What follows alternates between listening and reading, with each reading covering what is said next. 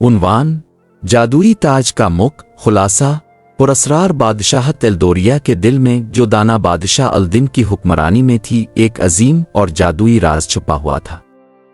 ये बादशाहत अपनी सरसब्ज़ वादियों, चमकदार झीलों और शानदार जादुई ताज के लिए मशहूर थी जो मुख को खुशहाली और तहफ़्फ़ुज़ अता करता था।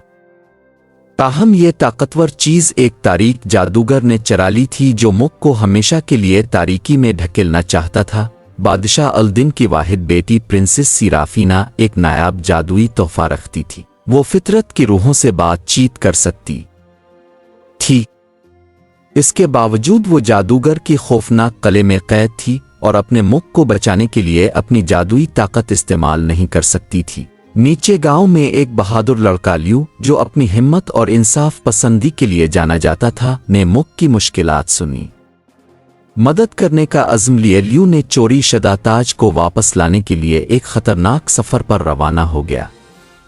सिर्फ एक नक्शा, एक तलवार और दिल की बहादुरी के साथ इसने जादुई जंगलात और खतरनाक पहाड़ों का सफर किया।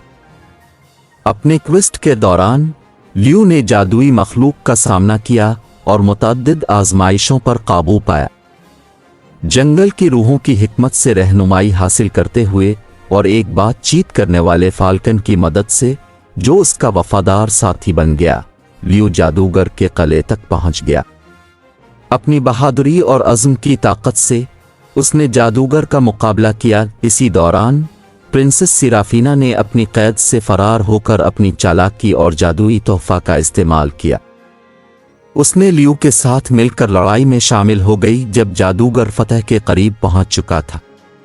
मिलकर उन्होंने अपनी ताकतों को यकजा किया। लियू की बहादुरी और सिराफीना की जादुई सलाहियत जादूगर को शिकस्त दी और जादुई ताज को वापस ले लिया। एल्दोरिया वापस आकर लियू और सिराफीना को हीरो के तौर पर सराहा गया। मलिक ने खुशी मनाई क्योंकि जादुई ताज वापस आ गया और अमन खुशहाली मुल्क में वापस आ गई। लियू की बहादुरी और सिराफीना की हिकमत ने मुल्क को बचा लिया और उनकी दोस्ती एक ऐसा रिश्ता बन गई जो नस्लों तक याद रखा जाएगा।